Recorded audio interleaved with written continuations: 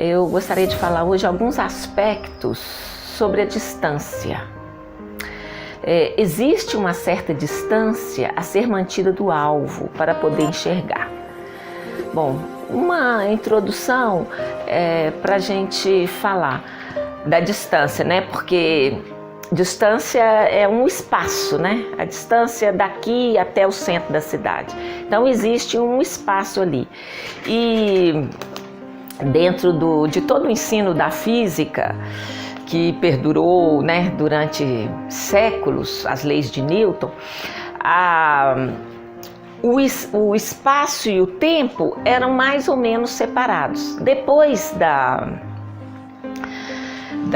teoria da relatividade do Einstein, essas coisas mudaram, ainda que para a maior parte dos fenômenos, a gente está a uma velocidade que não é afetada pela velocidade da luz, que é a questão da teoria da relatividade. Então, para nós ainda serve essa comparação de distância igual velocidade vezes tempo.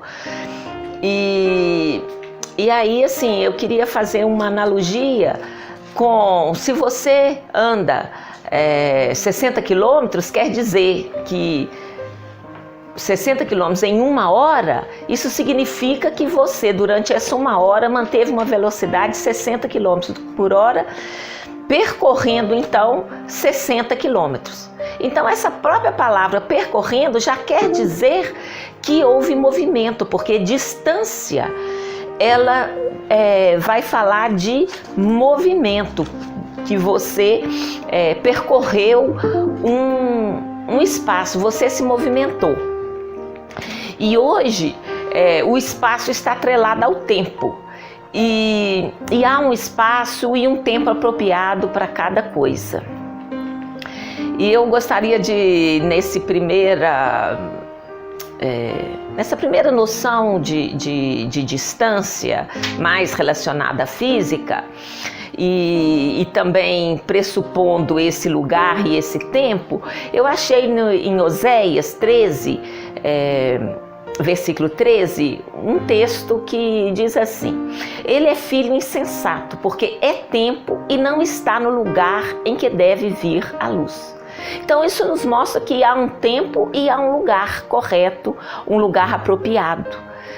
E como a gente sabe, a Bíblia ela é inspirada por Deus, então ela está à frente, no meu modo de entender, de qualquer conhecimento humano. Muitas coisas foram reveladas na Bíblia antes que a ciência pudesse demonstrar. São N exemplos, né? A redondeza da Terra está na Bíblia 700 anos antes, né, de se descobrir que a Terra era redonda. E assim são N outros exemplos. Mas o foco aqui hoje é a gente trazer alguns aspectos sobre a distância. Essa distância física, esse espaço e o tempo apropriado, é essa noção de que espaço e tempo andam juntos. E o exemplo de Oséias mostra isso, porque é tempo e não está no lugar em que deveria estar. Quer dizer que há um tempo e um lugar apropriado. Outro aspecto que eu gostaria de ressaltar aqui em relação à distância é essa que você precisa de estar a uma certa distância de um alvo, de uma situação, para você perceber. Se você está muito perto, por exemplo, se você está no meio de uma multidão, você não vai saber para onde essa multidão está indo, porque você não consegue enxergar ao longo do caminho qual será, né, o caminho a ser cumprido, né, a ser caminhado. Então, eu separei um versículo que está lá em Josué 3,4, que diz assim: haja contudo entre vós e ela que é a arca, uma distância de 2.000 côvados, e não vos chegueis a ela. A quem? A arca, para que saibais o caminho pelo qual haveis de ir, porquanto por este caminho nunca dantes passaste. Então essa referência está falando, o povo ia seguir a arca ia à frente. E aqui foi recomendado a Josué depois de Moisés ele se tornou o líder do povo, que deveria manter uma distância da arca. Para o quê? Para não se embolar, porque se ficasse aquela multidão ali, ninguém ia saber aonde estaria indo a arca para seguir. Então, esse caminho nunca antes foi percorrido. Então, eles estavam no deserto, né? Iriam para a terra prometida, então era um caminho novo para eles. Então, diante de situações novas, de algo que você não conhece, é recomendável deixar uma certa distância para que se possa discernir esse alvo, para que se possa enxergar para onde se está indo, para onde está caminhando. Outro exemplo dessa situação que é importante a gente sair, assim, vamos dizer, da proximidade, é o caso de Abraão. Abraão recebeu uma promessa de que ele seria pai de nações, mas já tinha passado 25 anos e nada dele ter o filho. Aí em Gênesis 15, 5, mostra o momento que o Senhor o chamou para fora, o fez sair daquela situação onde ele estava já há 25 anos, já estava cansado de esperar. Olha o que o Senhor fez. Então o levou para fora e disse: olha agora para o céu e conta as estrelas, se as pode contar. E acrescentou-lhe: assim será a tua descendência. Então qual recurso foi usado aqui? Pediu para sair para fora, para olhar para as estrelas, ou seja, olhe para o alto, deixe de observar a sua situação, o seu momento, aquilo que está próximo ao seu redor. Então a exortação do Espírito Santo para Abraão foi: olha para o céu, conta as estrelas, se pode contar. Então, é uma recomendação para você sair, vamos dizer assim, do quente da situação, daquele momento onde você pode estar muito ansioso, pode estar nervoso, pode estar assim, sem ver saída para a sua situação. Então o Senhor recomenda: olha, afasta um pouquinho, sai para fora, olha para o alto, conte as estrelas. E certamente a promessa ele repetiu: assim será a sua descendência, será inumerável, né? Então é mais um aspecto da distância, né? Você deve manter uma certa distância, você deve se deslocar da situação que você está vivendo, você deve olhar para o outro lado, olhar para o alto, para que você possa ver qual é o alvo, qual o caminho a ser percorrido.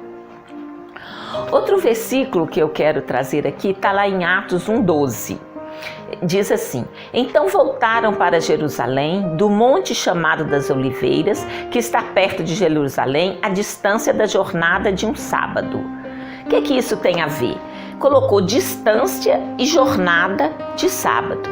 Então nós temos a noção de um espaço a ser percorrido, jornada, porque é uma caminhada, né? Normalmente o jornal era o salário de um dia, então a jornada é o tempo gasto na caminhada de um dia.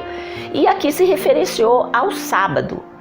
Então nós sabemos que o sábado, para os judeus ortodoxos, é um dia que não se deve trabalhar.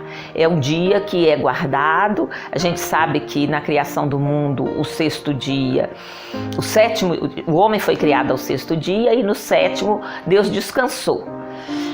E a gente sabe que os judeus ortodoxos não trabalham no sábado. Eles podem fazer coisas que não, por exemplo, ele pode ler, porque é algo que já foi escrito, mas ele não pode escrever porque ele está criando. Então eles fazem uma diferenciação. Mas aqui eu quis notar o seguinte, que essa jornada de sábado, no sábado não podia trabalhar. Mas há um deslocamento e a gente sabe pela física que trabalho é igual força vezes distância. Então houve um deslocamento, então teria havido um trabalho. Ou seja, eu entendo esse versículo como algo novo, como algo inusitado que nos foi revelado pelo Espírito Santo, porque a distância da jornada de um sábado, então no sábado está andando, se está andando, está deslocando, está realizando trabalho, e não necessariamente do jeito que o judeu vê, mas nesse versículo a gente pode observar isto. Então, quer dizer, mais um aspecto da distância. Algumas coisas, aqui é só um exemplo, que no sábado não poderia trabalhar, mas se você está andando nesse sábado, eu posso entender que eu estou percebendo uma coisa que se pode fazer no sábado, que é caminhar. Então, a minha leitura foi de algo novo, algo inusitado que a palavra revela. E mais um outro aspecto é quando você observa ao seu redor, observando pessoas que estão próximas, a meia distância, a distância longa, você pode ver coisas diferentes. E eu separei um versículo aqui, que está lá em Mateus 8,30, que diz assim: ora, a alguma distância deles andava pastando uma grande manada de porcos. Mas o que isso tem a ver? É que o quê? Para o judeu é proibido comer carne de porco. Então, o que estava fazendo essa grande manada de porcos? É que as pessoas criavam porcos, independente da palavra proibir, as pessoas faziam. Então, eu tomei esse versículo como uma coisa que, ao seu redor, perto ou média distância ou longe, tem coisas sendo feitas, certas ou erradas. Então, observe ao seu redor, a uma distância, você vai observar coisas certas e coisas erradas. Então nós podemos aproveitar,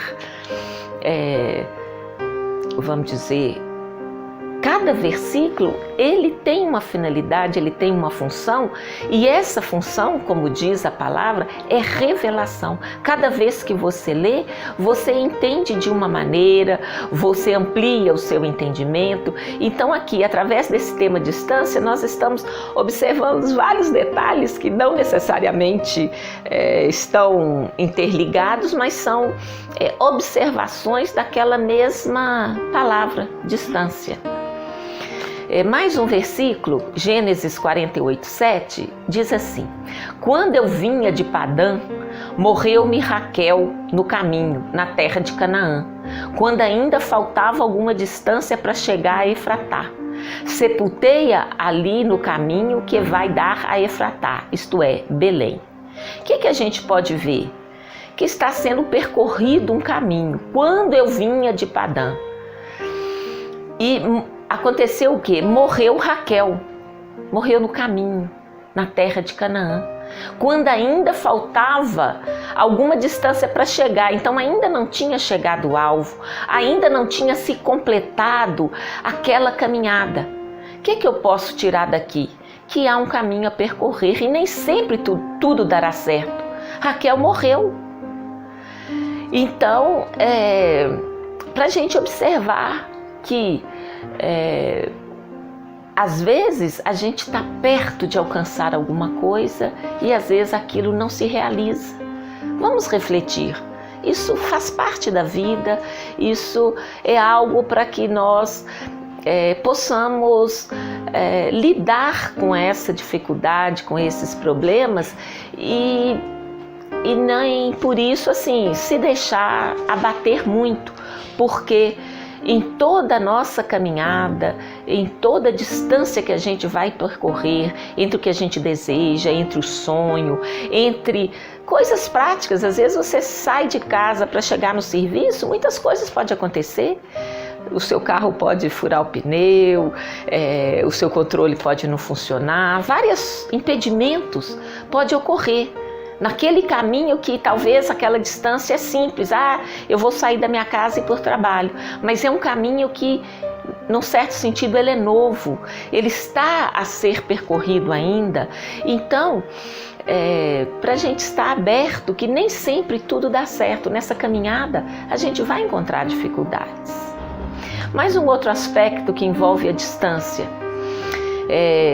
vamos ver o Salmo 38:11. Diz assim: os meus amigos e os meus companheiros afastaram-se da minha chaga, e os meus parentes se põem à distância. Quer dizer, aqui é uma situação que Davi não, durante vários períodos ele teve muita dificuldade, E então quando Saul perseguia, muitas pessoas o abandonaram. Também quando o Absalão expulsou ele, de Jerusalém, muitas pessoas abandonaram. Então aqui está fazendo referência a situações que os seus amigos se afastam de você. Aqui no caso está assim, da minha chaga. Da minha chaga, no caso, era da minha doença, do meu problema, A gente pode ler da minha dificuldade. Então, haverá situações que os amigos se afastarão, outras que os companheiros, colegas.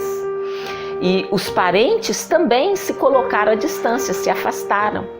Mas também há situações que essa distância, esse afastamento, não quer dizer necessariamente uma coisa ruim. Às vezes, pessoas que se afastam de nós, pode ser uma coisa boa. Às vezes, aquela pessoa, ela, como diz, tem um comportamento que não faz muito bem. Às vezes ela tem emoções tóxicas que te põem para baixo. Então, sempre a gente deve olhar um outro lado da questão, olhar de uma outra maneira, olhar de um outro posicionamento. Então, você está no problema, está imerso no problema, se afaste um pouquinho, olhe de um outro ângulo, olhe de uma outra maneira e você vai ver que todas as coisas cooperam para o bem daqueles que amam a Deus. Então, em situações diversas, você pode passar a enxergar de uma outra maneira à medida que você observa de outra forma, você mantém uma certa distância. Então, o que eu queria compartilhar hoje é isto, que existe uma certa distância a ser mantida do alvo, do sonho, para que você possa enxergar. E que devemos, observar de toda situação, há um propósito, há um projeto de Deus na sua vida, e você deve sempre lembrar que a tristeza pode, o choro pode durar uma noite, mas pela manhã vem a alegria. Então há esperança, as dificuldades, as situações são as mais diversas, mas de todas elas o Senhor pode te livrar. Então, apenas alguns versículos práticos que envolvem distância para que nós possamos refletir por situações distintas. Era o que eu queria compartilhar com vocês hoje. Tenham todos uma boa semana. Obrigada.